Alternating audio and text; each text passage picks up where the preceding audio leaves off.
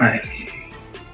Peace and welcome to the culture here on the Black Star Network. I'm your host, FaraJii. Thank you so much for tuning in and being a part of the conversation. Folks, we got a lot to talk about. First, let's talk about the latest around former President Donald Trump surrendering in Georgia.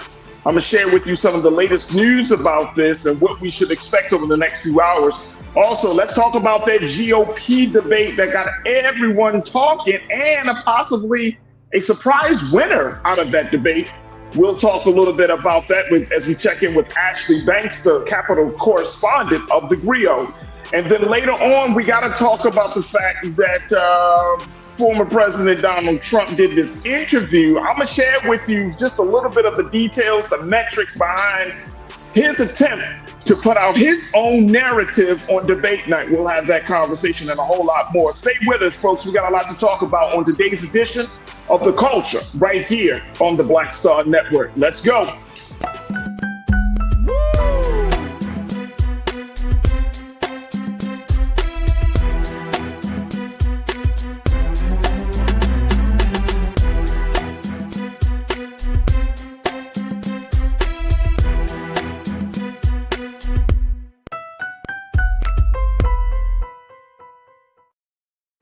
All right, folks, welcome to The Culture here on the Black Star Network. I'm your host, FaraJii. Thank you so much for tuning in and being a part of the conversation. Folks, we got a lot to talk about, man, oh man. And so I want you to join me in a conversation in a few moments as we are streaming on a number of different platforms right now. First and foremost, you can check us out on our home website at blackstarnetwork.com, blackstarnetwork.com.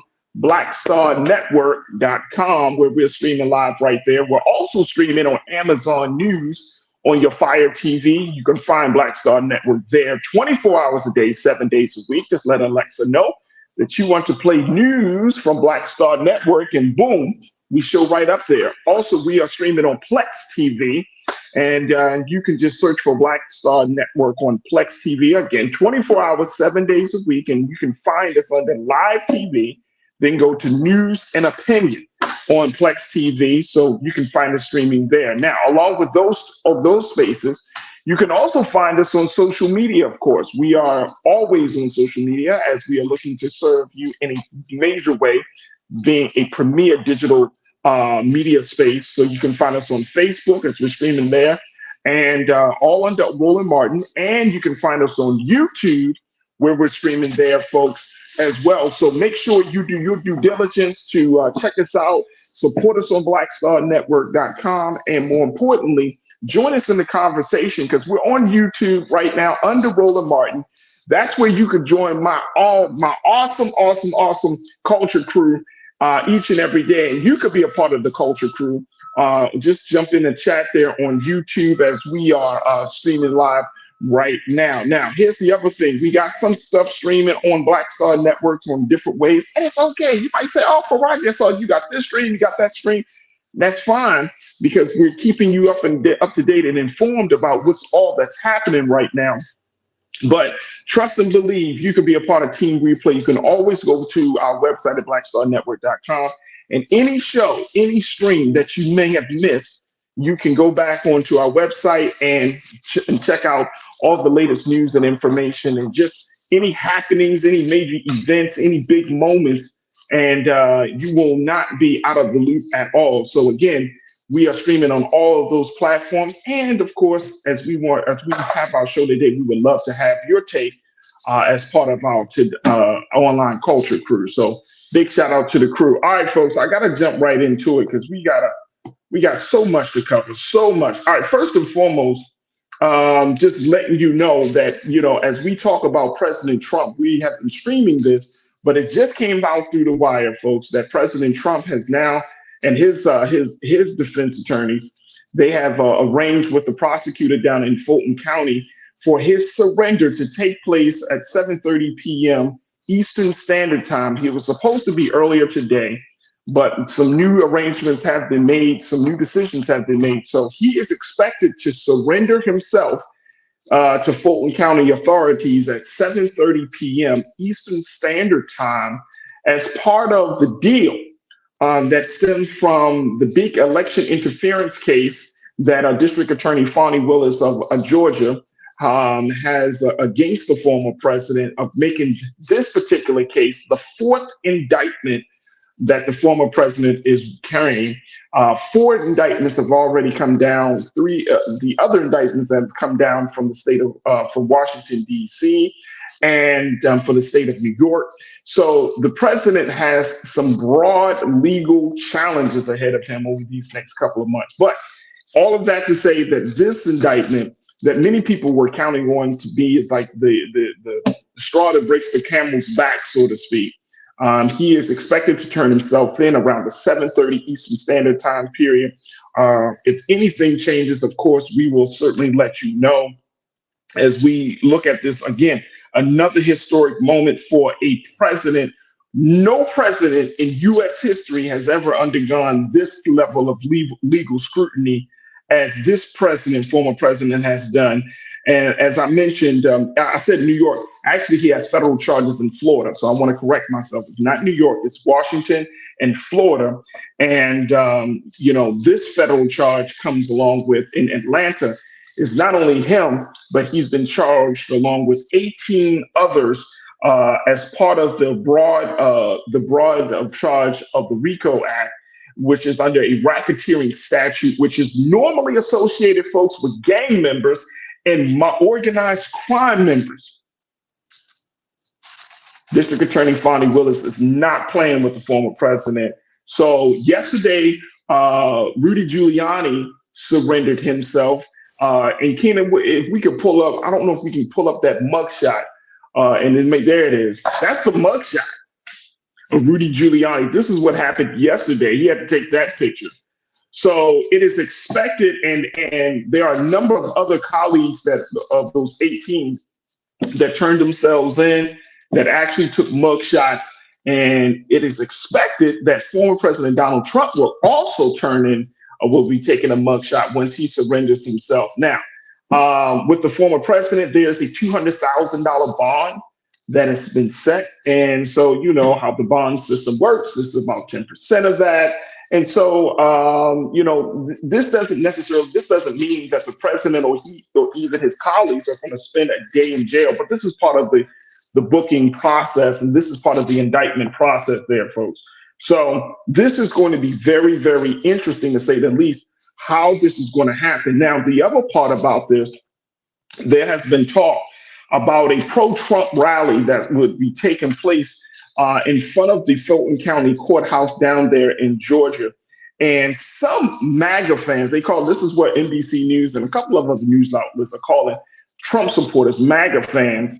They are very skeptical about this idea of having a pro-Trump rally in front of the courthouse because they feel like it's an FBI setup. Looking at what has happened with January 6th, how there were some who said that there were some agent provocateurs that were on the ground on that day that incited what we saw with the insurrection, incited that situation on January the 6th. Now some pro-Trump supporters are a little bit leery about how this situation would happen. Now, whether the president himself has put it out there or he's calling for his supporters to join him or to be there for him, we will see. But you notice that every time every time Trump had to stand before a judge, there was always a group of his supporters out there. This happened in Washington as well. And it sometimes can be pumped up as being this major rally. But it's generally just a couple of hundred of his followers, of his supporters, rather, who come out there and to show their support for their candidate, for their leader. So it is going to be very, very interesting, to say the least. If this is going to happen, this quote unquote pro-Trump rally will happen. But folks are very skeptical in understanding how the FBI moves and how they do things. Some of these Trump supporters are saying, we may not come out there. This might be a setup. This might cause us more problems than we want to deal with. And so we will have to see. So again, former President Donald Trump won't be surrendering himself until later on this evening in the East, according to Eastern Standard Time, about 7:30 p.m. Eastern Standard Time. And all I can advise you folks is to stay tuned to the Black Star Network as we will do our due diligence of streaming, how that whole process will go, and seeing how that, seeing if the president is going to make that happen today. And the last part about that, if y'all remember, the district attorney, Fonnie Willis, gave him a time to surrender himself. So it's got to happen before tomorrow at noon, which was the deadline for him to surrender. So it's going to happen. It's just how it's going to happen is the big question, but it definitely will happen. Look, I got to take a quick pause, folks. When we come forward, let's have a conversation with Ashley Banks, Capitol correspondent for the Griot, as we talk about last night's GOP debate in Milwaukee and how some folks were expecting some things and other folks were expecting other things. And more importantly, there seems to be a decisive winner of the debate that no one expected would emerge. So we'll have that conversation. And then later on, let's talk about the interview that former President Donald Trump did with Tucker Carlson and how he was trying to rival the attention of those watching the debate. We'll share with you the latest with that and a whole lot more. Join us in the conversation. We're streaming now on YouTube under Roland Martin. We'd love to hear what you got to say, crew, about all of this. And of course, stay tuned. It's The Culture here on the Black Star Network.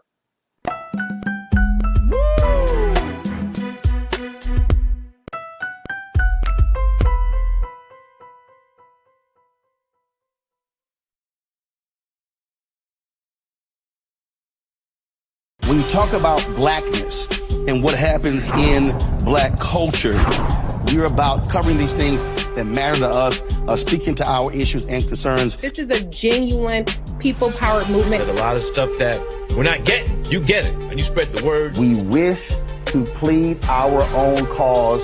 Too long have others spoken for us. We cannot tell our own story if we can't pay for it. This is about covering us. Invest in black-owned media. Your dollars matter.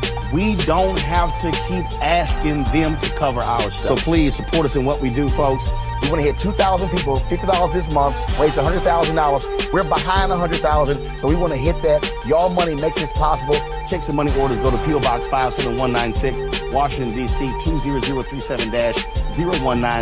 The Cash App is $RM Unfiltered. PayPal is R Martin Unfiltered. Venmo is RM Unfiltered. Zelle is Roland at RolandSMartin.com.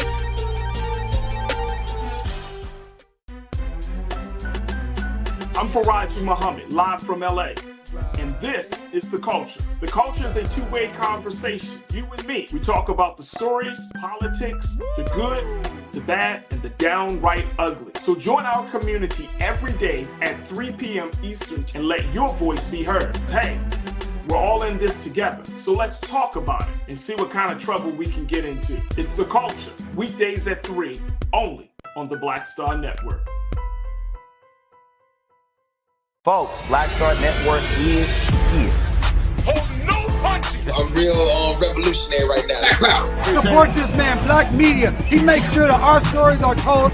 Thank you for being the voice of Black America, Roland. Stay black. I love y'all. All momentum we have now, we have to keep this going. The video looks phenomenal. See, there's a difference between Black Star Network and black-owned media and something like CNN. You can't be black-owned media and be scared. It's time to be smart. Bring your eyeballs home. You dig?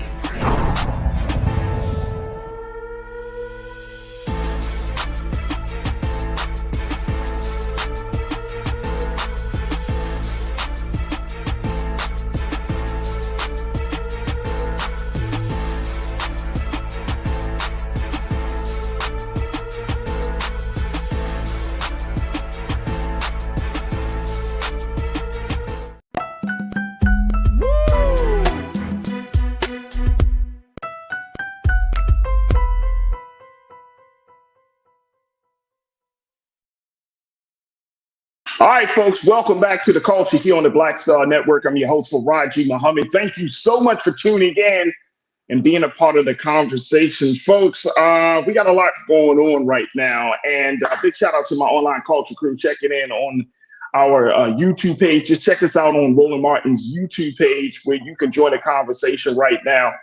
The conversation is already robust as we're talking about the latest with former President Donald Trump.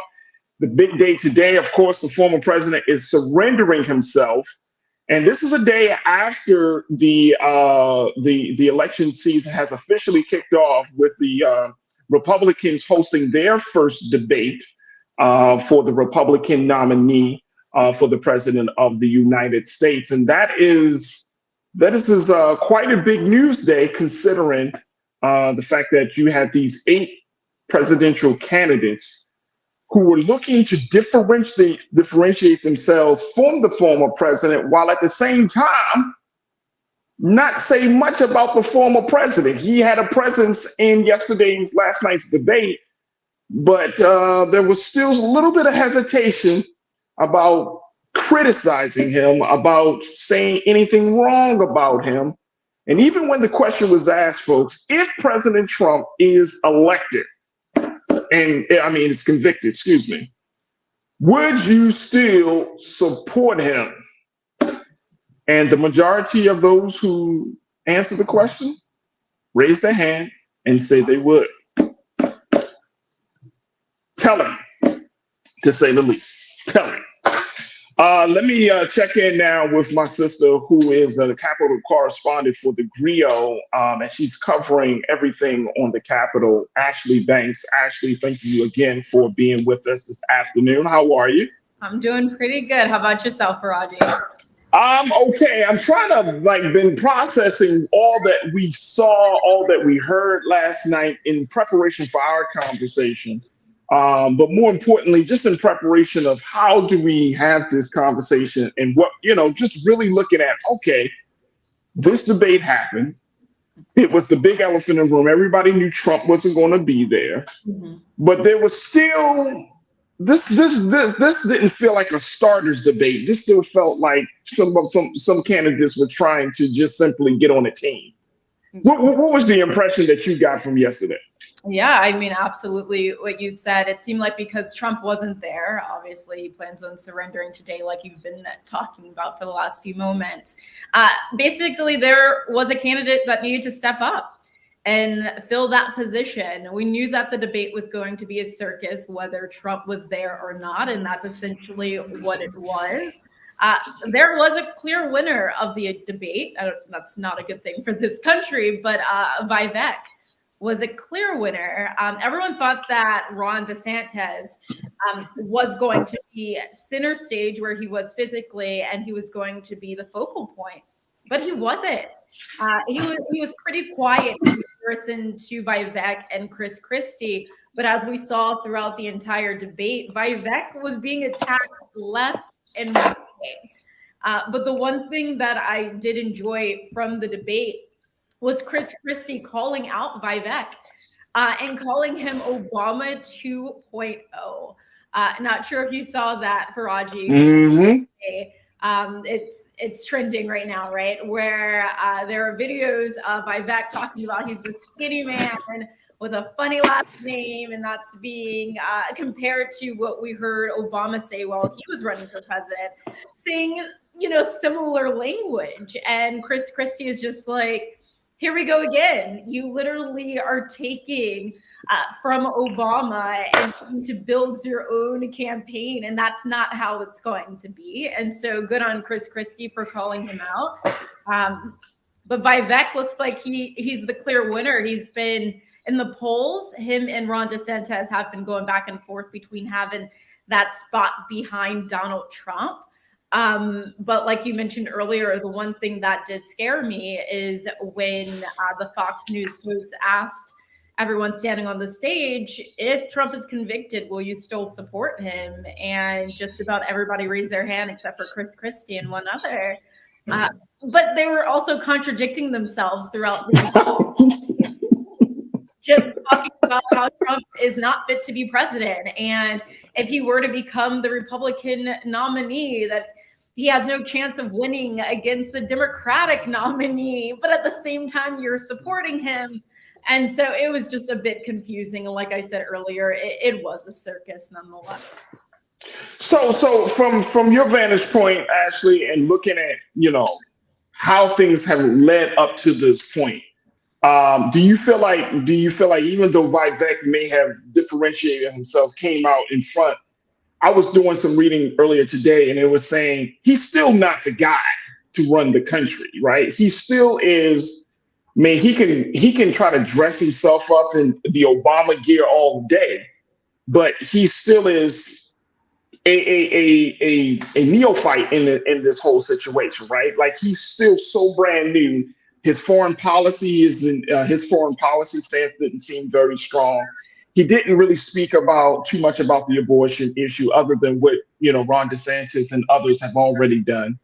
And he's obviously a huge Trump fan, really kind of branding himself as this next generation conservative. And even with him making millions and earning millions of dollars and working with $1 million companies, as he said, he still doesn't seem to be that guy. You know what I'm saying? Like, he still comes across as the guy. Some people say he might be a solid running mate. I don't even get that impression. I just feel like he's a guy that just wanted to put his hat in the ring and try to, see how things work out. I don't see a presidential candidate when I see him. Okay, and you're not alone there. So first we had Chris Christie calling him a rookie. We had Mike Pence saying that he's an amateur. We don't need to train you on the job. You're supposed to know what you're doing. But I saw on Twitter shortly after the debate was aired that a lot of viewers agree with that assessment that you just laid out, and with Chris Christie and Mike Pence. And they strongly believe that he's not the right man for the job. He talks a good talk. He's smooth, very articulate, but they're just like, don't let that fool you. And so that's how it appears. But I do want to say he did give the rest of the candidates a run for their money, because as we see, none of the candidates are fit to be president. And you see Donald Trump is still the #1 polling candidate, which is insane. Crazy.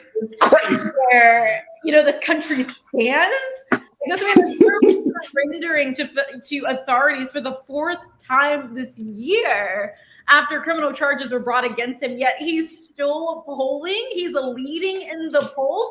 Please make that make sense. It doesn't at all. But to your point, Vivek probably doesn't have a shot. So I guess we'll see what happens. But he has more of a shot right now than Chris Christie and Mike Pence and Tim Scott. Yeah. Not saying much there, but he's polling pretty high. Well, you know what? And we got to take another quick pause. But when we come forward, I mean, the simple fact is that these debates really add to the coffers, to the fundraising efforts, more so than anything else. It's like, if you're tuned into a debate to hear about policy, you may not get that. But if you're tuned into the debate to see some political theater and somebody trying to raise their funding, with the price has gone up for that person, yeah, you're definitely going to get that. So I think it's going to work for Vivek in the sense that he's going to get just a boatload of new money because of this. But I'm sorry. It's going to be the established politician. I'm sorry. I know this is the Republican Party. So look, I do want to get your take on something, because I think that as much as he tries to differentiate himself, this is a different form of white supremacy, right? That the Republican is trying to show the world. And I want us to kind of get further into this, into that conversation. Folks, stay with us. We want you to join us as we're talking about the GOP debates last night. What did you see? How did these candidates come across? I know that some of you are checking in, some of you crew members, y'all checking in, y'all saying it was a circus, it was a joke. But guess what? Can't deny one key fact. This is actually happening, folks. This is the reality of our political system. And I think we need to have a much deeper conversation about its implications on our government and our lives. Stay with us. The conversation continues on the other side here on The Culture on the Black Star Network.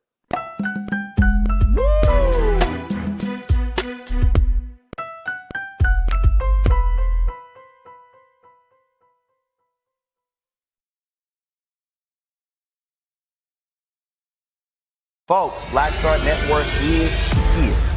Oh, no punches. I'm real revolutionary right now. Support this man, Black Media. He makes sure that our stories are told.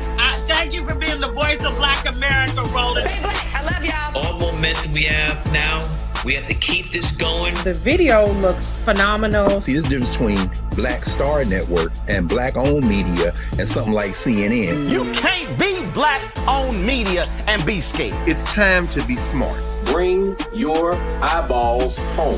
You dig?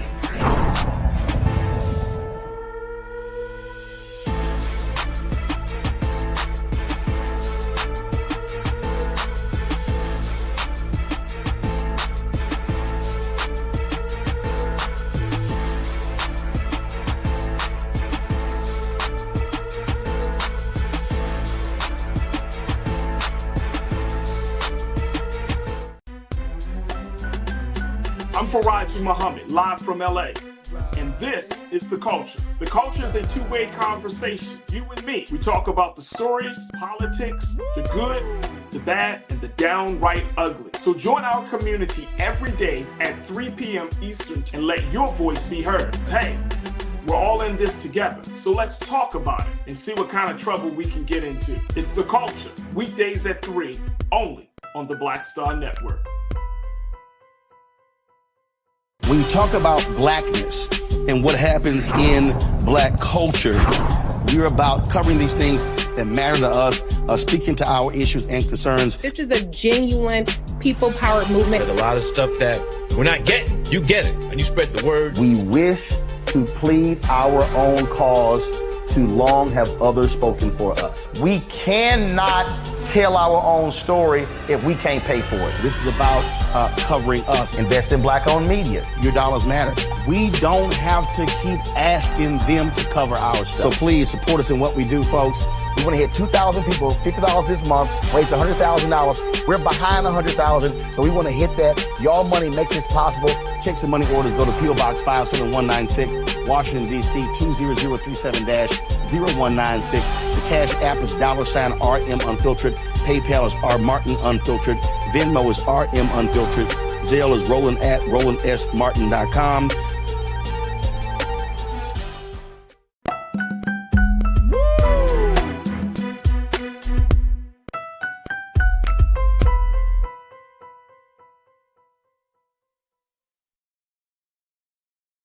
All right, folks, welcome back to The Culture here on the Black Star Network. I'm your host, FaraJii Muhammad. We've been talking about the GOP debates last night. What did you see? What did you like? What did you take from it?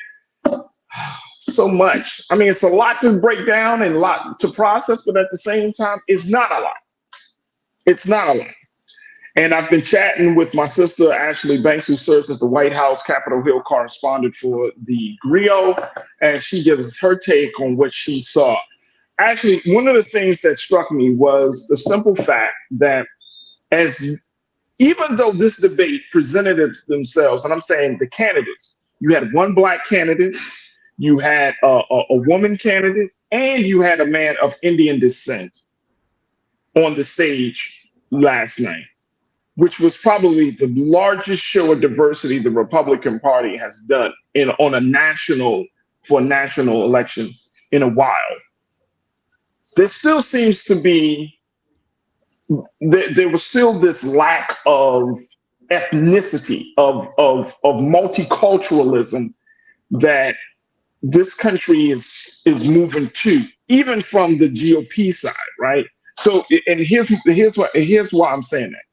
Because as much as Vivek talked about his Indian roots, his family coming over 40 years ago and and all of the, making that, his ideas were so rooted in this old school patriarchal white supremacist type of conservatism, it did not open the door for other minorities to fully embrace. Let's not talk about Tim Scott, because he was damn near mute last night. He was barely there. Yeah. So you got that. And then you got Nikki Haley, the woman who certainly had her strong moments. She was like, oh, okay, we're talking about abortion. Let the woman speak. Mm-hmm. but there was still this very, it wasn't as multicultural. It was not as diverse in terms of its language and its philosophy. Did you pick up on that, or was I the only one that thought it? No, you're absolutely right. I mean, they were all basically the same person with the same ideology. Just with darker faces or longer hair or something, So, we are against abortion. We're pro-life. Climate change means nothing. I mean, with Vivek saying that climate change is a hoax, and then you have Nikki Haley kind of acknowledging climate change, but then stating that India and China need to do something with their emissions. And it's just like, you're running for president in this country. Let's focus on some of the issues we have in this country and some things that we can change. Let's not look towards other countries first. Let's look at what we're doing in our systems. Let's play our role and making sure this world is around, 1,000 years from now. But it was very strange, but also not too, it wasn't surprising, not unexpected, but that's the GOP. They're literally one person, essentially, one band, one sound. That's all it was. And once again, as we keep saying, the fact that these people are still going to support Trump shows that, they don't really have a mind of their own. They're just functioning as one entity, pushing one agenda. It's kind of scary, if you ask me, because I'm sure they all come from different backgrounds, given, their different races, and may not come from different, socioeconomic backgrounds, but at the same time, they've lived different experiences in this country. And it is pretty odd to hear them have the same talking points, but that's the GOP for you. So, what do you take from the fact that during the course of I'm just shifting from the diversity piece to the truth telling piece. What do you make of how that conversation, that part of the debate came up? Of course, there was a little bit of pressure on. Not pressure, there was a little bit of support for Mike Pence on how he handled the January 6th situation. He said that he wanted, Trump wanted him to put himself above the Constitution, and he chose the Constitution. And there was some credit given to him. Mm-hmm. But in terms of the big lie, in terms of this opportunity to come out and say our election system may not be perfect, but the 2020 election was not rigged. Yeah. Like, there wasn't a definitive boundary that was placed out there, and that came up. This thing kind of came up. So what should the American people take from the softness of that part of the conversation? Yeah, I'm with you, FaraJii. I think he should have taken it a step further, and not just should have. It was his platform. It was his time to do so. January 6th was a terrible time, now etched in our American history. It was a moment for him to stand up against what happened, against this attempted coup, against an attempt on lives, including his, in the Capitol. He should have made a stand to let all Americans know that this was not okay and this will not be tolerated ever again. But instead, he threw out a softball and stated that in 2024, Kamala Harris won't be able to overturn the election. And it was just so random for him to just throw her in there. And I was just sitting there like, Mike Pence, there's so much more you could have done with this. And you actually could have gained some voters on the other side of the political aisle. But instead you didn't. And so I think it was a missed opportunity for him. Or maybe he was right where he wanted to be. But I do believe Chris Christie had a really good moment of truth. I think it followed when everyone but him and one other candidate raised their hand about supporting Trump. And Chris Christie basically said the conduct of Trump is not one that we should stand for. It's not becoming of someone who is running this country. And he stood on that 10 toes down. And I thought that was really good of him to mention that. Obviously, it's obvious, right? That Trump's not a great candidate, that Trump's character speaks for itself, and he should never be representing this country. But I'm happy that he spoke up and said it, because I believe it needed to be said. Why don't you think more people are pressing the former president and any of these candidates around policy that and this is something I mentioned yesterday in preparation for the debate. Trump is the one candidate that does not actually have, and I'm not saying that like it doesn't exist, but he doesn't tout his policy papers. He doesn't tout the white papers of his campaign. Folks, if you don't know, white papers is the term that within the political context, it's like, what's your stance on various policies? We don't know what the agenda of Trump is. The agenda of Trump is often reactionary to his personal life. Yeah. Versus, hey, this is my vision for America. This is what I plan to do about abortion and failing schools and infrastructure, blah, blah, blah. We don't know none of this stuff. It's like, let's respond like the people, the candidates. And this is, and I wish that a candidate would have said, you know, we're talking about, and nobody said Trump. Nobody actually said that. It's like, look, we're talking about the guy, but we're not talking about his ideas. And in order for America to move forward, to make the type of progress, we need new ideas. We need innovative ideas. And there wasn't enough push around that, actually. It was like, yeah, we could talk about what I'm doing. Like DeSantis talked about things he's doing in his state, but nobody gave like a full, like blown, like, look, this is the vision for America.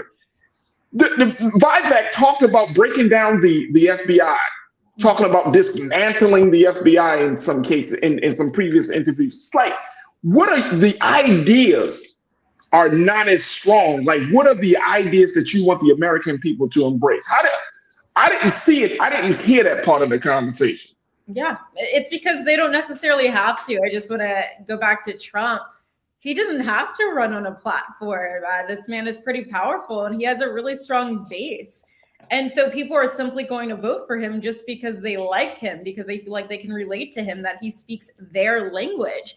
And so in his head, I mean, this man is about to, at 7:30 p.m., surrender to, Fulton County Jail, and knowing that he's still polling as number one. Like, he doesn't have to do anything but breathe in order to win votes. And so the other candidates are kind of following behind the precedent that he's set up and are just like, okay, well, I'm going to do my best to, have these random talking points. I'm going to do my best to have these best digs or the best comebacks and be the loudest. And if I'm the loudest, and if I articulate my thoughts the best, then maybe this is going to help me to stand up against Trump.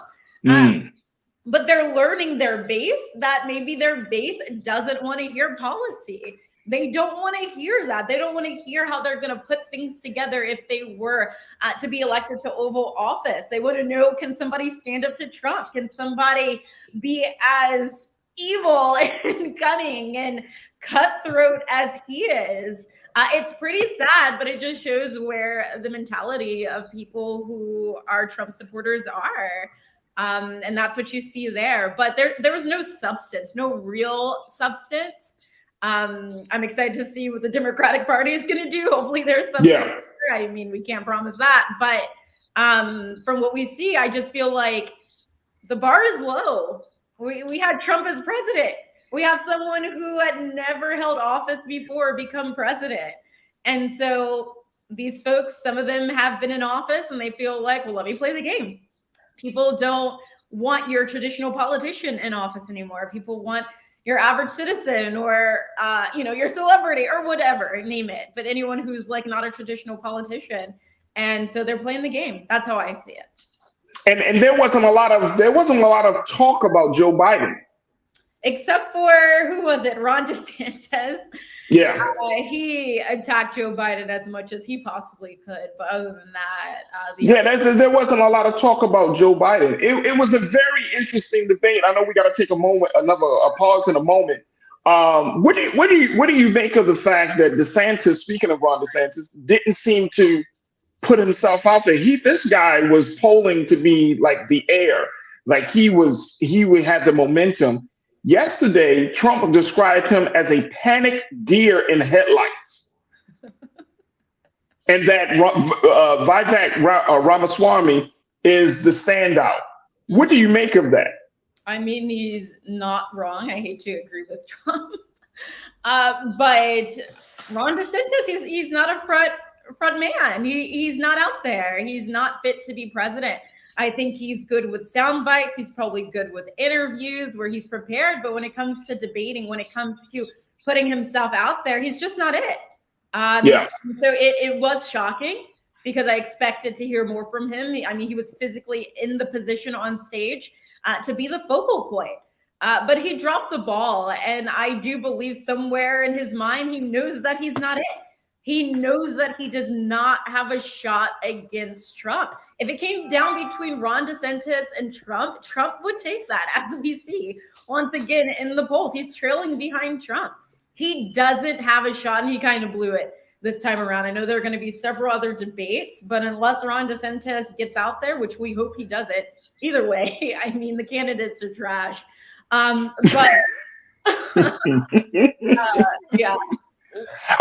Here's the thing, and I got to take a quick pause. But for me, when we look at situations like this, and I know that it can come across as funny, it's only funny if it wasn't real. Yeah. This is very much real. Like this is as funny as Herschel Walker running for office. You know what I'm saying? This is that. You know, when I say this ain't funny, the man was running for office.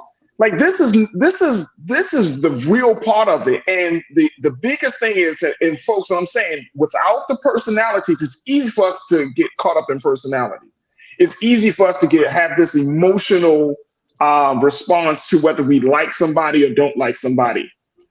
But when we're talking about looking at the state of politics in this country, Ashley, I think that this is a very, very, very sad state of affairs, to say the least, that even though you have men and a woman who are up there, who have shown that who have somewhat of a resume of public service, that they just do not qualify for the highest office in the land. Yeah. And this is what the party has kind of placed their bets on. Mm-hmm. And this is, and if you're looking at 8 people, at least one should come out and say, you know, there should be at least one standout. Yeah. It's not working like that. You know what I'm saying? And this is and if this is the best that the Republican Party has to offer, and we don't know what the Democratic Party, but there's already talk that, you know, it's pretty much going to be Joe Biden again, that there's going to have to be a super strong candidate against Joe Biden for the Democratic nomination. But if we're looking at this is a very, very concerning state of affairs, because we're talking about these guys like they're circus acts and not taking them serious enough, and they're not taking themselves serious enough. They flip-flop. They want to do punchlines. Their policy ideas are just out of touch with the American people. All of this stuff, and at the end of the day, this is our political system, actually. Yeah. No, it's sad, and it's been like that for quite some time now. That's why not everyone, but enough Americans have said, we need another party. Let's try the third party. Green Party. What's happening here? Because the candidates that we have to choose from are not it. You end up just sacrificing a vote or settling for a candidate just because you don't want the other candidate to win, not necessarily because they qualified. I mean, that was the case with Biden and Trump. People simply voted for Biden because they didn't want Trump in office again, not because they thought that Biden was going to be this spectacular leader. It's just they knew that he wasn't going to blow up this country or do something as crazy as Trump probably would. But it shouldn't be that way. Like you said, there are plenty of people in this country that are well qualified to fit the role of president. We need to find them, because the candidates that we have today, like I keep saying, are not it. It's not it. It's not it. Look, we got to take another quick pause. Ruben Gutierrez, you said it wasn't a debate at all. None of those people talk policy. Yeah. It is a sad state of affairs indeed, folks. Real Brooklyn, you said, FaraJii, we have been political comedy central since Bill Clinton and Monica Lewinsky. Brian Christian, you checked in and you said, will the Green Party have a debate for us to watch? It would be nice if those other alternative parties would have a debate, and so the American people can see that. Lori, you checked in and said, Lori Parks, you said you noticed the commentator from Fox didn't ask Mike Pence any questions about all of those classified documents being found in his back home again in Carmel, Indiana. Yeah. Brian, you also say Christie was just doing damage control for supporting 45 after getting his butt whooped by Roland in that one news commentary segment. Yeah. Hey, look, I'm telling y'all, folks, and we got to take a pause. When we come back, we got to have some different conversations about this. There's got to be some different conversations about the American people's engagement at this point. Folks, stay with us. The conversation continues on the other side. We got a few more minutes with Ashley Banks from McGreal, and of course with you. Stay with us. It's The Culture here on the Black Star Network.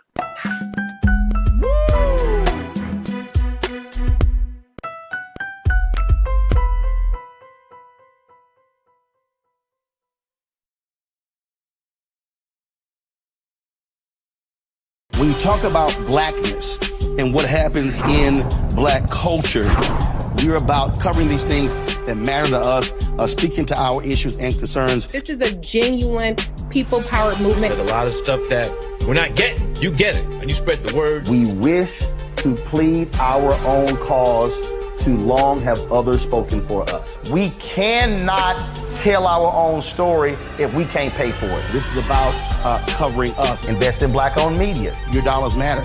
We don't have to keep asking them to cover our stuff. So please support us in what we do, folks. We want to hit 2,000 people, $50 this month, raise $100,000. We're behind 100,000, so we want to hit that. Y'all money makes this possible. Checks and money orders go to PO Box 57196, Washington, D.C. 20037-0196. The Cash App is $RM Unfiltered. PayPal is R Martin Unfiltered. Venmo is RM Unfiltered. Zelle is Roland at RolandSMartin.com.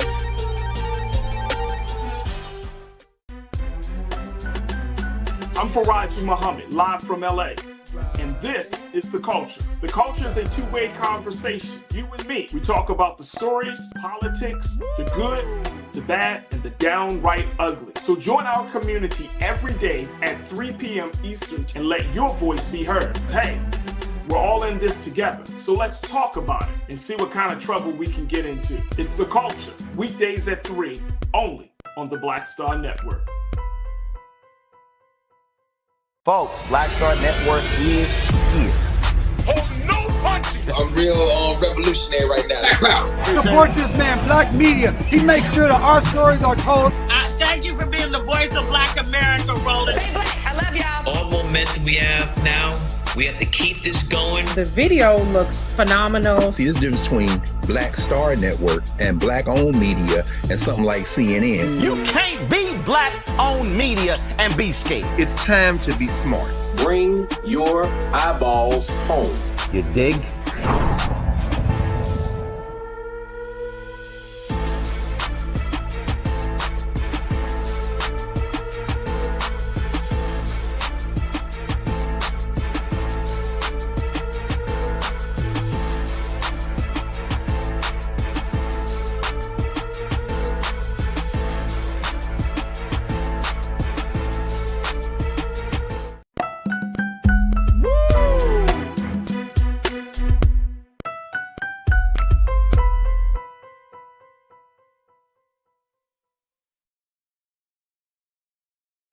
All right, folks, welcome back to The Culture here on the Black Star Network. I'm your host, FaraJii Muhammad, and I appreciate y'all for checking in and being a part of the conversation. Man, oh man, we've been talking about the Republican debate that happened last night in Milwaukee, getting some reactions, and I'm getting reactions from you. I'm talking to White House Capitol Hill correspondent Ashley Banks. She reports for thegrio.com, but we're talking about this. And I want to bring Ashley back in here. And I know, Ashley, your time has certainly been well spent, so I'm not going to keep you on too much longer. But it's as I said about the moment when they still raised their hand saying that they would support Trump, even if he's convicted, that it's telling that this is the state of affairs that we find ourselves in here in this country. Lana, you said something that I want to just mention. You said this is a sad and sick state of affairs we are in America. Like, it's unreal. Black people who have been on this land over 400 years can't come up with a candidate on the land that's ours and we own. Sad. How do it? Question is, looking at this is the first debate, so things can certainly change, but it's already a sign of what's to come. I don't care if Tim Scott emerges as the winner of the next debate. You only get one shot. I think we should have a metric that you only get one shot with the American people. That's how critical and that's how urgent and that's the crisis moment we find ourselves in this country. If we watch you on national TV for 2 hours and you don't make an impression, you don't blow us away with innovative ideas, you don't talk about how to take this country to a better place, to the next level, why should we even consider you for the next debate? Like, we'll get them next time. You see what I'm saying? That's the sadness. That's part of the sadness about this, actually. Yeah. Is that, you know, it comes across like the NFL season's kicking off in 2 weeks, right? And it feels like that, like, oh, okay, we lost the debate. We'll come back in on the next one. Like, you're talking about people's lives. You're talking about people's hopes. And okay, you win a debate. Okay, you get a couple of this. Okay. But when it comes down to it, do you not see the state of this country? Yeah. I just, it's starting, and it's like, this is where we as the American people need to step up. Instead of saying, it's all easy to be like, oh my gosh, these are a bunch of clowns. The question is, okay, what do I have to do now to save my community, my city, my state, my country? What do I need to do to step into that gap? Are we having that type of conversation at this point? Do you think that's happening? In some circles, for sure. Yeah. It's definitely happening. But I do think that there are some challenges, as you know, that come with that. It has to be a movement, a huge movement. We all have to be fed up at some point for this to happen. But if you still have the people that are just like, no, we're going to go with the candidates that we have. Why, come up with other candidates? Why choose third-party candidates? Why choose this? Why choose that? Well, traditionally, this is how we've done it. Let's keep going. There are some people who don't want to go up against the grain. There are some people who really are traditionalists and believe that they can fix a system. But the system's broken. The system's been broken. The system was created broken. And so in order to do something about it, you have to think differently. You have to approach it differently. And until we do that, we're going to end up with these subpar candidates, or we're going to end up with these off the wall and abnormal candidates like we did with Donald Trump. He is the result of us having these traditional candidates over and over again and things not getting done for either side of the political aisle when it comes to voters. That's how we ended up with him. And so clearly the system needs repairing, but it's like, when are we all going to stand up and do something about it? Too many people are passive. And it's a pretty sad state of affairs, but like we keep saying, FaraJii, when is enough going to be enough? And $1 billion question. And when you know what? Here's why I don't think that enough is going to be enough. The reason why is because we are so conditioned to believe that our problems can only be solved by those outside of us, Right. Yeah. I believe so. That. From the times that we're babies, small children, all the way up into adulthood, we always seek problem solving coming from people and systems and institutions, things outside of us. That's part of the American culture in this country. This country does not want us to think critically, or the culture that I'm speaking of.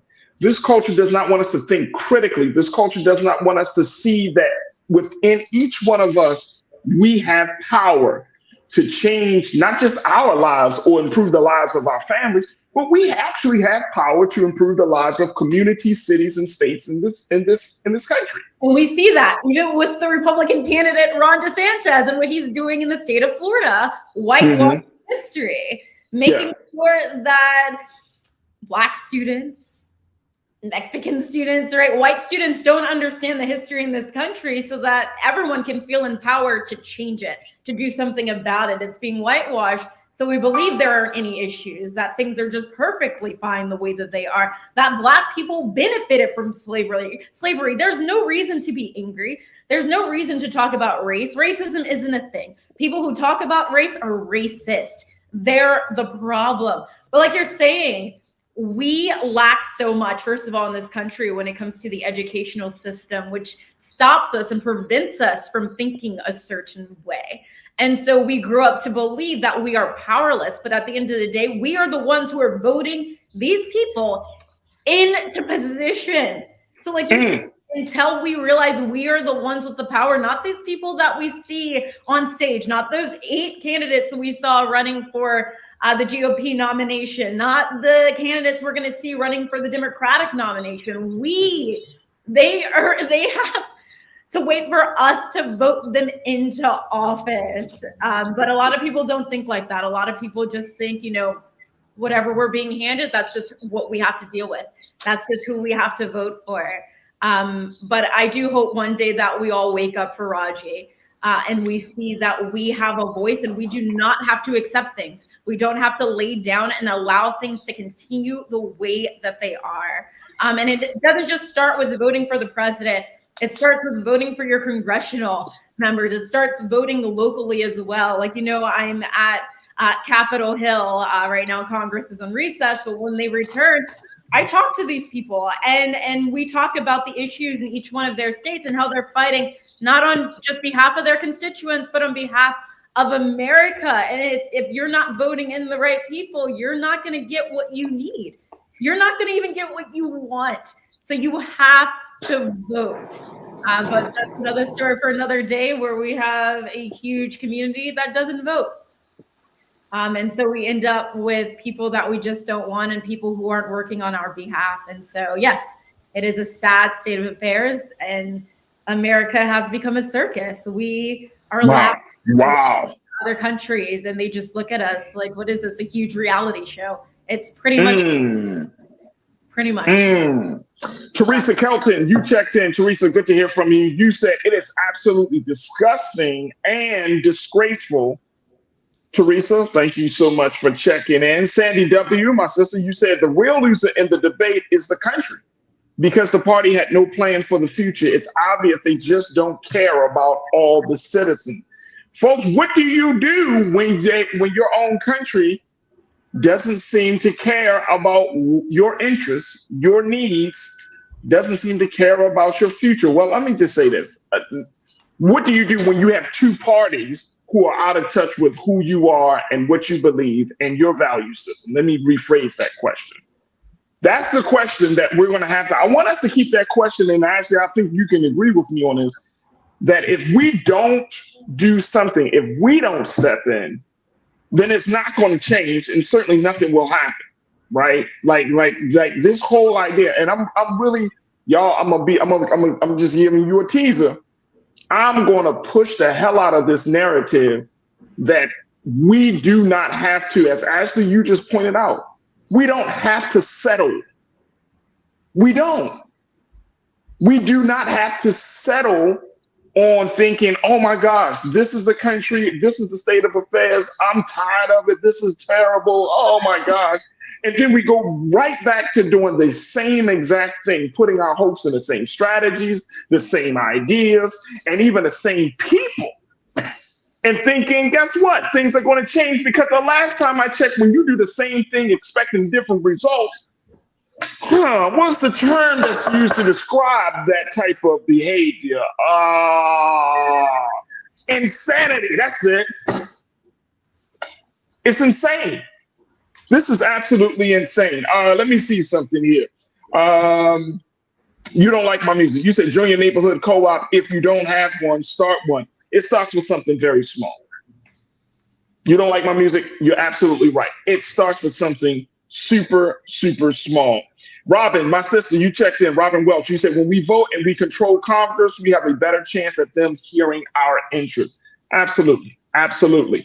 Actually, we got to take another quick pause. When we come forward, I want to shift gears a little bit because while that situation was happening, President Trump was doing his thing with the interview with Tucker Carlson. And he tried to put it out there that, you know, he's gotten all this attention, 100 million views on this interview. But let me just I'm going to put this in a context because I want to get your take on this too, Ashley, when we come forward. You know, how do we process that? How do you process that the main guys that the Republican Party is betting on is not even a part of the structure, not even a part of the system that they have set up? How do we reconcile that? Folks, we'll have that conversation on the other side. Stay with us. It's The Culture on the Black Star Network.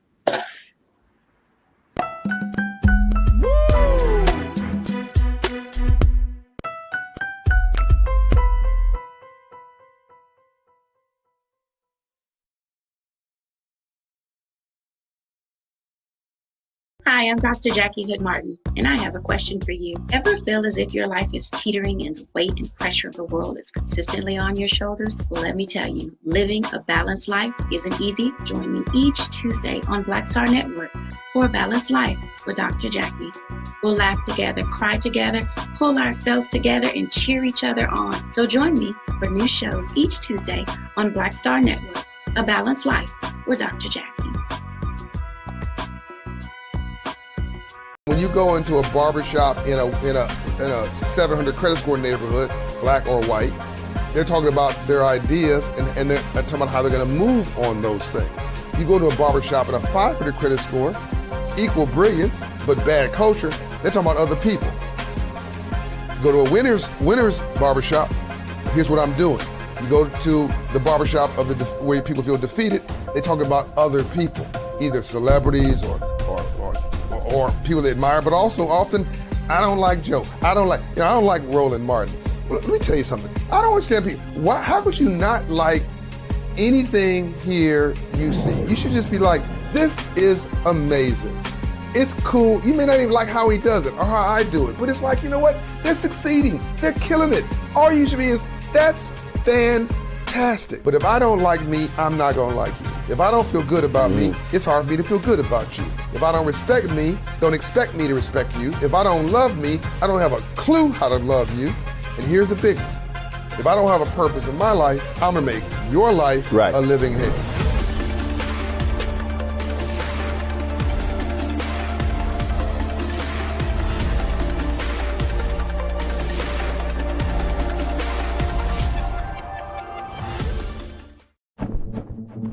For decades, the tobacco industry has deliberately targeted Black communities and kids with marketing for menthol cigarettes. It's had a devastating impact on Black health. Tobacco use claims 45,000 Black lives every year. It's the #1 cause of preventable death. In the 1950s, less than 10% of Black smokers used menthol cigarettes. Today, it's 85%. Menthol cools and numbs the throat, making it easier for kids to start smoking. Menthol also increases addiction, making it harder for smokers to quit. Menthol cigarettes are a big reason why Black Americans have a harder time quitting smoking and die at higher rates from smoking-related diseases like cancer, heart disease, and stroke. It's time to stop Big Tobacco from profiting off Black lives. An FDA ban on menthol cigarettes will improve Black health, save lives, and protect future generations from addiction. Learn more at tobaccofreekids.org/ban menthol. Hatred on the streets, a horrific scene, a white nationalist rally that descended into deadly violence. White people are losing their damn minds. As an angry pro-Trump mob storms the U.S. Capitol, we're about to see the rise of what I call white minority resistance. We have seen white folks in this country who simply cannot tolerate Black folks voting. I think what we're seeing is the inevitable result of violent denial. This is part of American history. Every time that people of color have made progress, whether real or symbolic, there has been what Carol Anderson at Emory University calls white rage as a backlash. This is the rise of the Proud Boys and the Boogaloo Boys. America, there's going to be more of this. Here's all the Proud Boys, guys. This country is getting increasingly racist in its behaviors and its attitudes because of the fear of white people. The fear that they're taking our jobs, they're taking our resources, they're taking our women. This is white fear.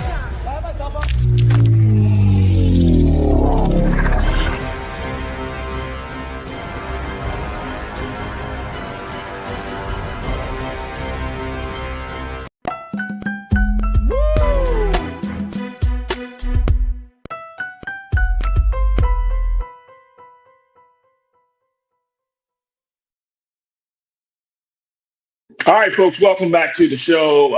Welcome to the culture here on the Black Star Network. If you're just tuning in, we're streaming right now on a number of different platforms. We're streaming, of course, on our home platform of blackstarnetwork.com. You can go there. You can support us. You can check out all of the dynamic programming that we have and all of the past shows that we've done, whether it's the culture, whether it's the Black Table, whether it's the Frequency, or Roland Martin Unfiltered. Doesn't matter. You can check us out at blackstarnetwork.com. We're also streaming at this moment on Amazon News on Fire TV. We can also find us there 24 hours a day, 7 days a week. We're streaming on Plex TV, where you can find us there 24 hours a day, 7 days a week. Just take a look at Black Star Network and find us in the live TV under News and Opinions. And we're streaming now on our social media pages of Facebook on Roland Martin and under Roland Martin's YouTube page.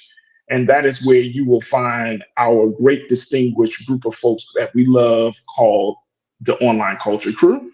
And you could join us in the conversation right now. And if you do want to join us, and if you do want to be recognized and you got something, a little change in your pocket, then I would say throw that in the mix. Support us financially, because your support means everything. There you go. These are all the different ways, folks, that you can support us here on Black Star Network. Go to Cash App, PayPal, Venmo, and Zelle, and just go to our website. It has all of the same information at blackstarnetwork.com.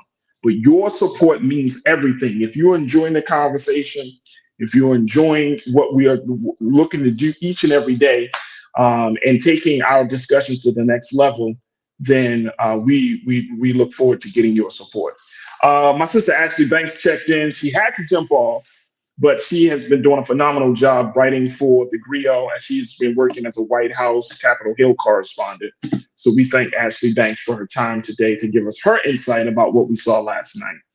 But I already know, folks, that this situation, this conversation about the GOP debate, it can't just be your run-of-the-mill conversation. It just can't be that. I'm at a point now, as I'm looking more, as I'm thinking of reflecting on this, as I'm studying it, as I'm seeing where we are within the culture, that this is something much deeper. And I will continue to use my platform by the grace of the Almighty to push us to think a little bit deeper, but more importantly, to understand the critical nature of the time that we're living in, where we just don't have the liberty to sit on the sidelines anymore. Our country is in peril. And I'm not trying to create no fire and brimstone. I'm just saying it for what it is. We're making some strides as part of Black America, but then we're also getting pushed back. I think all of us can agree that as we take those 2 steps forward, we get pushed back 1 step, maybe 1.5 steps in some cases, right? So when I was looking at the debate, when I was hearing the candidates, I did not hear a plan to save Black America. I didn't hear that. Maybe you heard it. Maybe I missed something during the commercial break or something. I don't know. But I did not hear a plan to save Black America. Now, you might say, oh, well, Black America doesn't need to be saved. We're good. Or all we need to do is open up a business. Or all we need to do is, and I'm encouraging us to make sure that we are crossing our T's and dotting our I's, and that we are really thinking about not just the present moment, but we got to also think about the future. What do we leave our children? What do I leave my children? What do you leave your children, your grandchildren, your nieces, your nephews? What do we leave the next generation coming up behind us? A lot of talk, a lot of ruminations, a lot of thoughts. What do we leave? What can they fall back on as we have this conversation about the upcoming presidential election, the state of affairs in Black America? You know, what do they fall back on? So just something to think about, folks. Just something to think about as we're having this discussion. But it's clear to me, as it may have been clear to you, the Republican Party doesn't have a plan for Black America. The candidates, you had a Black man on stage. And I said it when I talked to Ashley, he was mute. He could have said something. And for those of you who are thinking about supporting the Republicans, that is certainly your choice, and that's not the case. But for all of us who are thinking about getting involved in this political process, whether it's voting, encouraging people to vote, going out and supporting the candidate, you know, that type of thing, that level of political engagement, we have to be very, very clear about our interest and what it is that we want to see accomplished.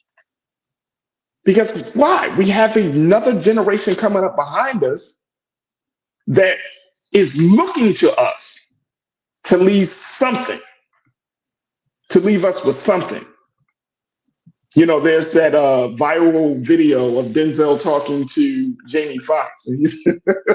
And you know, people put it in a comedic context, and he's like, you know, I'm walking away with something. That's the way we got to be right now. We're walking away with something. I need something. I'm not talking about a very small, incremental reform policy. Y'all know what I'm talking about. The stuff that, you know, like, well, we are like one step closer to getting the vote on fill in the blank issue. I'm talking about something, whether it's an institution, whether it's the beginnings of some sort of political party, whether it's some sort of economic fund, something. And we cannot be so loyal to the Democrats, go in on the Republicans, and we walk away with nothing. We got to have something, y'all. Crew, we got to have something. I'm walking away with something. And if nothing else, I'm walking away like Angela Bassett did in that movie. Man, the movie just escaped me. You walking away from the fire. You see what I'm saying? I'm walking away from something. I'm walking away from this. And I'm walking away with, at least in my mind, knowing that we're going to do something different, something innovative, something that's going to change. Like, we have to walk away knowing that we're going to change this country fundamentally to make it better for the next generation. That is our duty. And we can't forget that, folks. That is our duty. Wait until exhale. Thank you so much, Karen. Remember that scene? She blew up the car and tossed the stuff outside, and then she just walked away. Like, look, man, we got to walk away from this fire, man, or we're going to get our asses burned. Does that look like a third political party? It may. It may. It doesn't look like creating a grooming, and I saw a couple of you saying this, crew, grooming a viable candidate. It may. But something has to happen, yo. And I'm not talking about in the next 5 to 10 years. Here's the timeline. Next year. What is a Black America want to walk away with over the next 12 months? This weekend, and we're going to talk more about this, God willing, tomorrow, folks, we'll mark they're having the 60th anniversary of the Great March on Washington. Reverend Al Sharpton and many other Black leaders are convening back in Washington to commemorate that historic moment of 1963, their Great March on Washington. One of the things that they talked about, and I remember going to the 50th anniversary 10 years ago, going to the 50th anniversary, and the call then was jobs and justice. And that was 10 years ago. That was an echo of what we wanted to get 50 years prior to that. This weekend, we're going back to DC.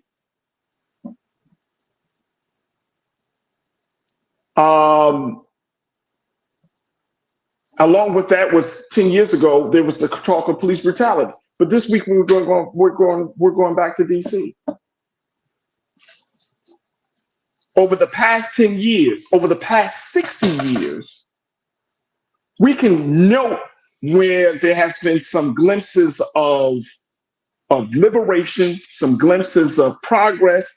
But over the past 60 years, our condition, the condition of Black America, has gone like this, y'all. Over 60 years. You can look at in education, in business, in politics. It does not matter. Our condition has been ebbs and flows. Has our condition improved in some way over the past 60 years since that Great March on Washington? Yes, obviously it has. But have we garnered and generated more power over the past 60 years? Now, that's a question that's still, that the jury is still out on. We've made some gains, but have we garnered and generated power? I'm walking away with something, y'all. I'm walking away with something. We got to walk away with something because this ain't it. Let me take a couple of your comments, folks, and then we got to take another quick pause. Robin, you said when Black Democrats lose by 400 votes, that's on us. When 75,000 Blacks didn't vote in Florida, that's on us. When Blacks didn't vote in all of the southern states, that's on us. I said this again. I know that many of us are huge advocates of the voting, and I get it. I said it before, and I'm gonna keep saying it. What other arsenal in the toolbox can we use? We vote. We will vote. We voted for Obama twice. We will vote. But is that the only tool in the arsenal? I'm walking away with something. College electoral votes win, not popularity. Maybe we need to change the system. In a few short days, and I told y'all I wanted to have a conversation about how there is mainstream conversations. There's a column that came up in the New York Times. We're going to talk a little bit more about this later, but there's a column in the New York Times that ran just like yesterday or the day before. And they talked about how elections, as we see it and know it and have become accustomed to, may not be necessary for democracy. That we can have a different selection process that will open the door for us to choose more qualified leaders. What I saw yesterday in the debate, here is Vivek Ramaswamy. He made a point that he's able to, he worked with all these $1 million companies and all of these things, right? Do we need another multimillionaire, billionaire in office? Haven't we gone down that road before? We can say Trump, we can say Michael Bloomberg, we can say other people. Money can't save this country, man. Let's stop acting, let's stop lying to the American people as if money can save this country. America got money. America puts money where she wants the money to be put there, right? We see that with the situation in Ukraine. We see that with other issues. So if you come into the office and say, well, I'm touting your financial achievements and, oh, I've worked with this country, that's running a country and running a company are two different things, bro. That does not qualify you to govern the lives of over 300 million people in this country of diverse backgrounds, ethnicities, and interests. That doesn't qualify you for that. And we, as the American people and as Black folks, we can't get caught up in the money talk as if that's going to take us to the next level, because people with money have come before us, and guess what has happened? We're still in the same condition. So you can miss me with the money talk. Talking about, oh man, I've gotten money. You've gotten money. And if you get into office, does that ensure that all of us are going to get money? That you're going to? Oh, it does not. We're walking away with something, folks. Let me see who else we got here.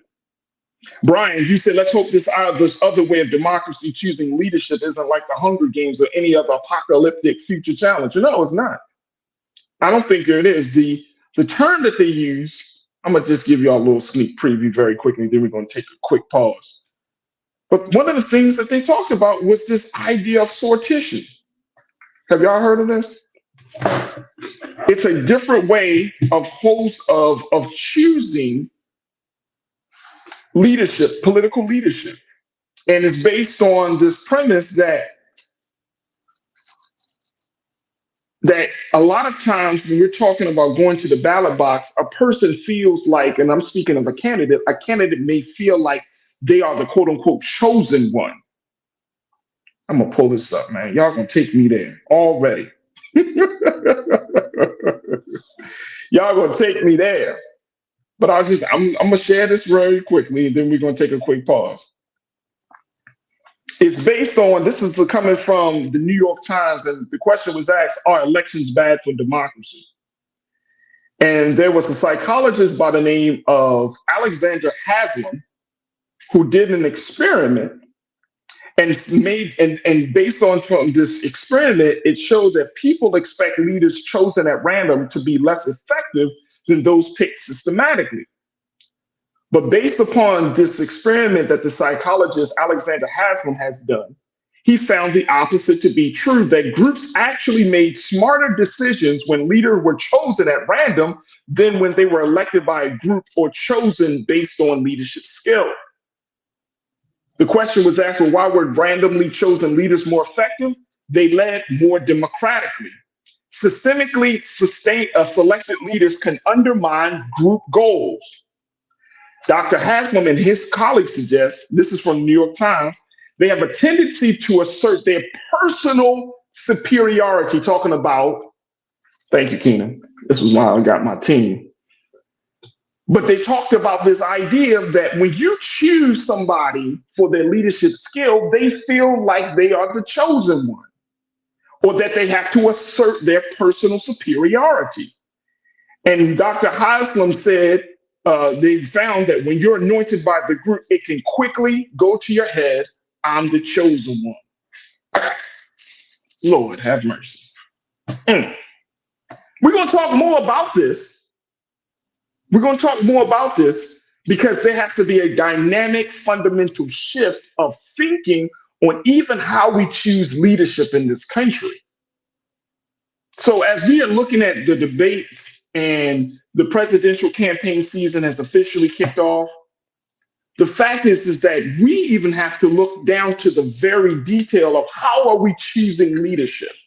And if we're choosing leadership the way we have been choosing leadership, and you have individuals who say, I am better than you, that's why I am entitled to be in this position, then you're already creating a rift. You're already creating a disconnect between the leadership and the people because you already believe you're the chosen one. I gotta take a quick pause. When we come forward, let's talk some more. I'm gonna take more of your thoughts. Stay with me. It's The Culture here on the Black Star Network.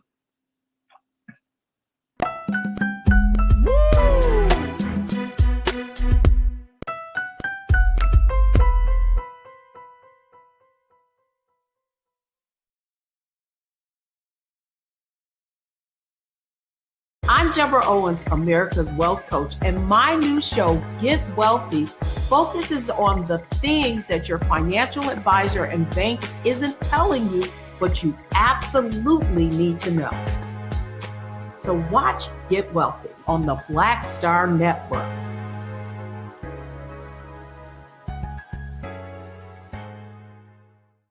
Black Star Network is here. Oh, no punch! I'm real revolutionary right now. Thank you for being the voice of Black America. All momentum we have now, we have to keep this going. The video looks phenomenal. See, there's a difference between Black Star Network and black-owned media and something like CNN. You can't be black-owned media and be scared. It's time to be smart. Bring your eyeballs home. You dig?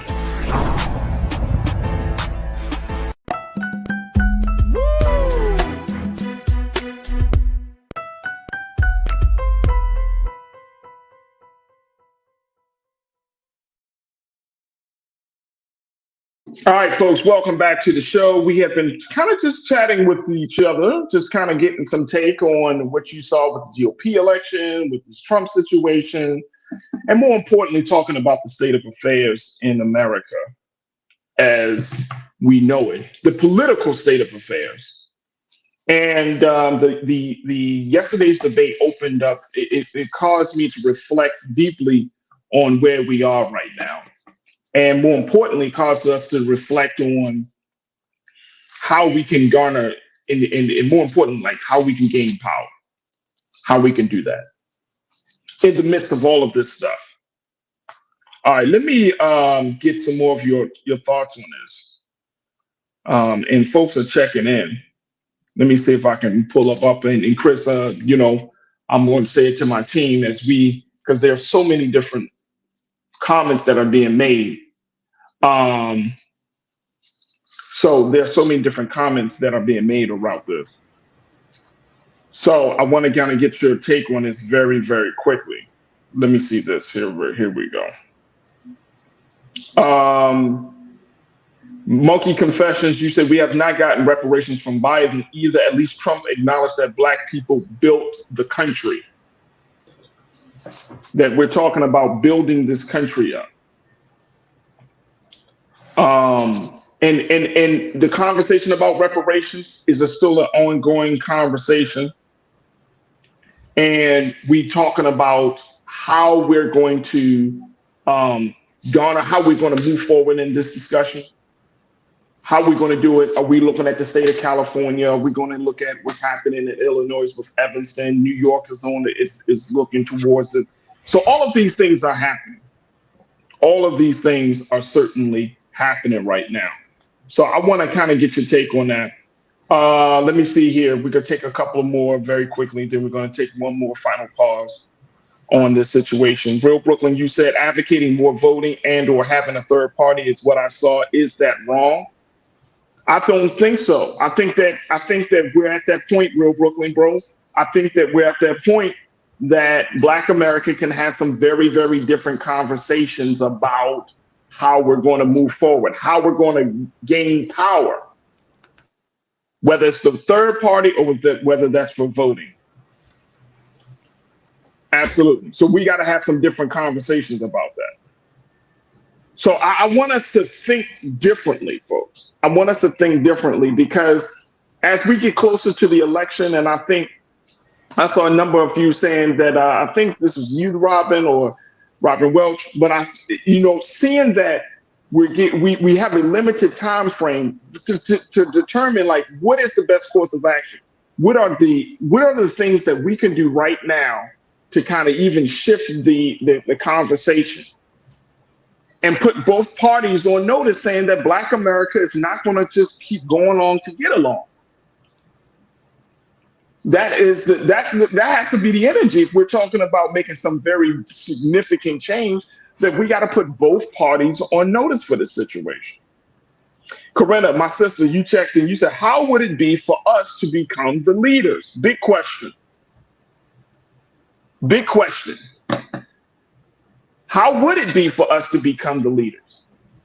I've said this before, and I'm going to keep saying this again, folks. When the government doesn't speak to your interests, That's when you and me and us as the citizenry have to step up and fill in the gaps. And we got to do that. And I'm not talking about in some violent, crazy way. I'm just saying we got to get more engaged. We got to get more involved. I'm not talking about just putting somebody in office. I'm talking about creating a situation, a space where anybody who's coming into office looking to serve Black people in this country have to go through some rigorous review. And they have to know that the standard is different, that the metric has to be higher, that this cannot be a go along, get along type of situation. So that is where we are right now. That's what I'm seeing anyway. That's what I'm seeing. Look, I want to take one final chat, and then we're going to get some final remarks from you as I'm looking through so many of your take on this. Stay with us, folks. We got a lot to cover in the final few moments of the culture here on the Black Star Network. When you talk about blackness and what happens in Black culture, we're about covering these things that matter to us, speaking to our issues and concerns. This is a genuine people-powered movement. There's a lot of stuff that we're not getting. You get it, and you spread the word. We wish to plead our own cause. Too long have others spoken for us. We cannot tell our own story if we can't pay for it. This is about covering us. Invest in Black-owned media. Your dollars matter. We don't have to keep asking them to cover our stuff. So please support us in what we do, folks. We want to hit 2,000 people, $50 this month, raise $100,000. We're behind 100,000, so we want to hit that. Y'all money makes this possible. Checks and money orders go to P.O. Box 57196, Washington, D.C. 20037-0196. The Cash App is $RM Unfiltered. PayPal is R Martin Unfiltered. Venmo is RM Unfiltered. Zelle is RolandSMartin.com. When you go into a barbershop in a 700 credit score neighborhood, Black or white, they're talking about their ideas and they're talking about how they're going to move on those things. You go to a barbershop in a 500 credit score, equal brilliance, but bad culture, they're talking about other people. You go to a winner's barbershop, here's what I'm doing. You go to the barbershop of where people feel defeated, they talk about other people, either celebrities or people they admire, but also often, I don't like Joe. I don't like Roland Martin. Well, let me tell you something. I don't understand people. How could you not like anything here you see? You should just be like, this is amazing. It's cool. You may not even like how he does it or how I do it, but it's like, you know what? They're succeeding. They're killing it. All you should be is, that's fantastic. But if I don't like me, I'm not gonna like you. If I don't feel good about me, it's hard for me to feel good about you. If I don't respect me, don't expect me to respect you. If I don't love me, I don't have a clue how to love you. And here's the big one. If I don't have a purpose in my life, I'm gonna make your life a living hell.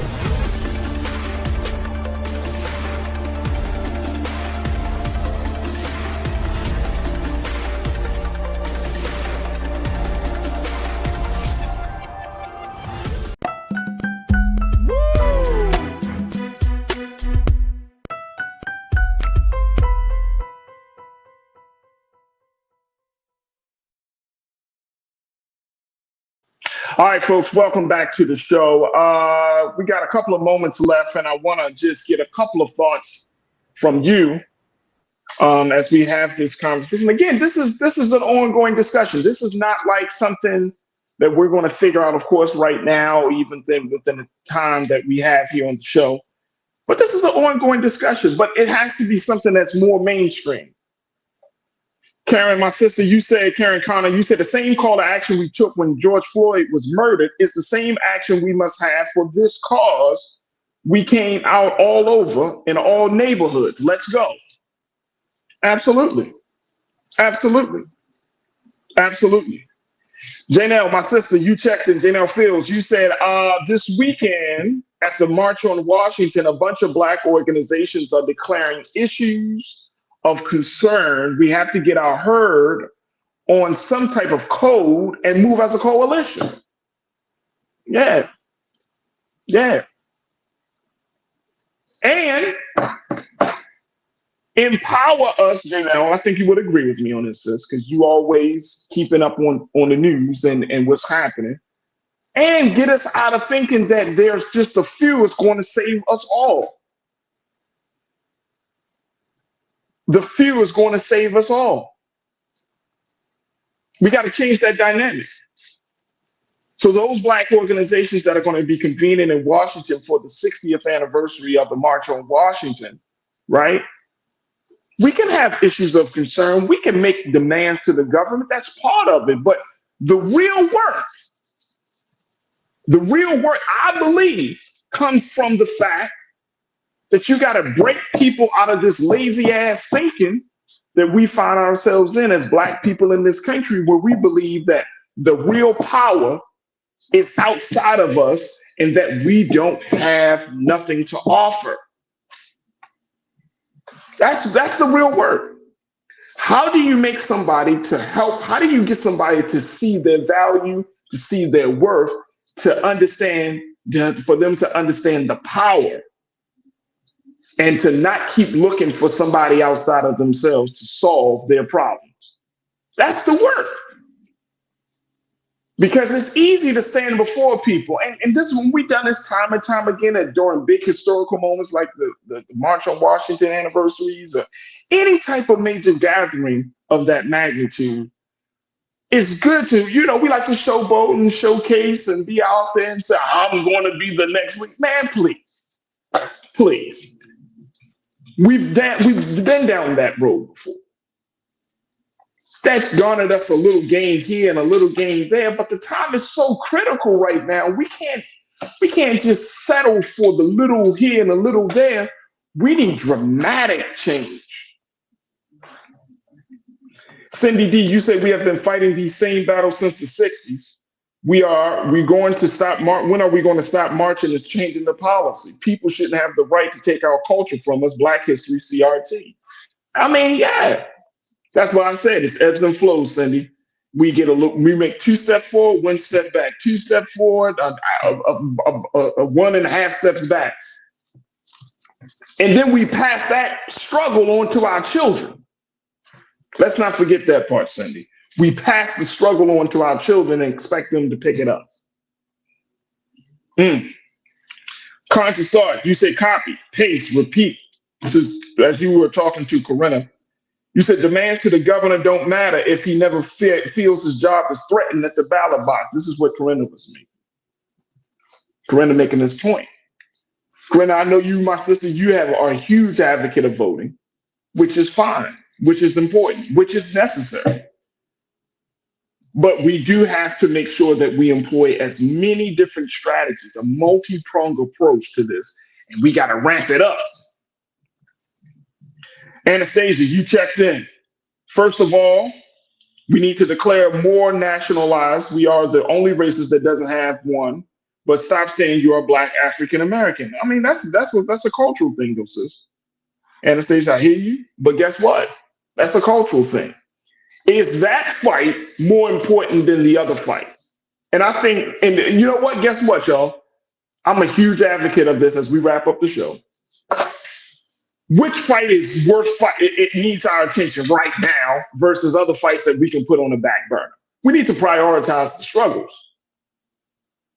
Because everything can't be on the front. Everything ain't a crisis. You know what I'm saying? So we have to figure out, okay, well, which piece are we going to focus our attention on? Are we going to talk about the name, the terminology that is used to describe us? Is that the essential part? Or is it something else? I don't know. I'm posing a question, Anastasia.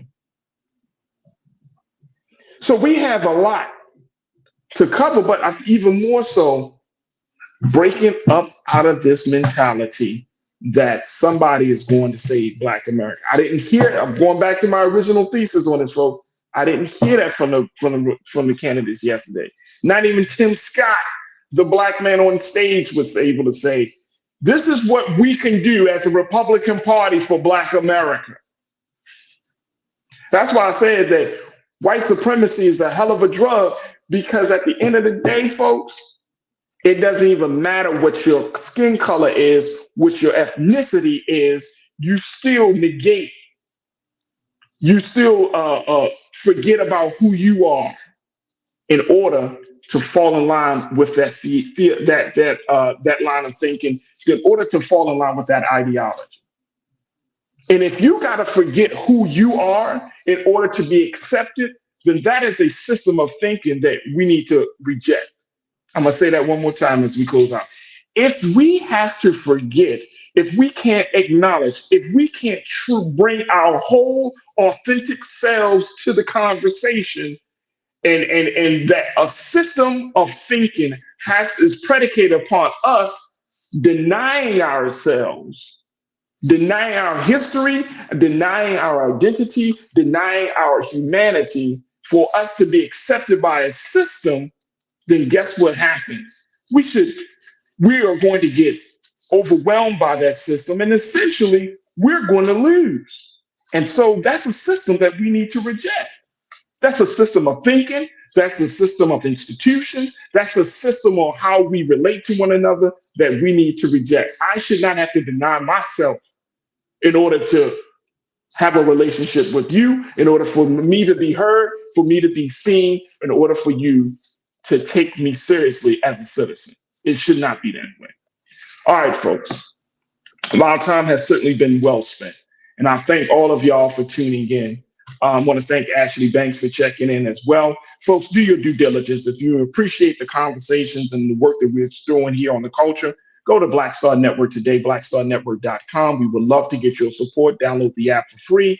And certainly we are looking for financial donations, but go download the app for free. Tell your friends and family about it.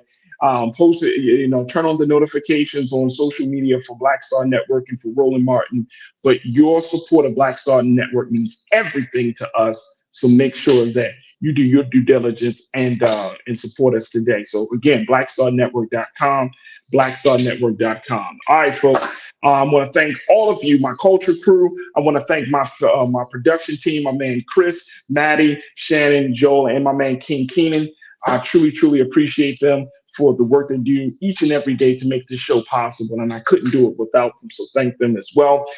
Folks, stay tuned. Up next, 6 p.m. Eastern Standard Time is Roland Martin Unfiltered. This is Cuss Out Thursdays for my Sister Reese. So make sure y'all tune in into that. And for the ongoing coverage and conversation about what happened last night from the GOP debate and so much more. Also, make sure you check out all of the recent streams.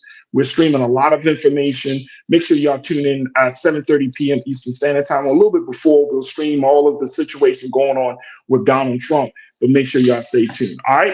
As always, never be afraid to challenge what's wrong. Stand for what's right while being yourself in the process. God willing, we will talk tomorrow as we celebrate the 60th anniversary of the Great March on Washington. What does that mean? What does that look like? How can we use that momentum and move forward? We'll have those conversations tomorrow right here, exclusively here, only here on The Culture, here on the Black Star Network. Talk to you soon. Peace.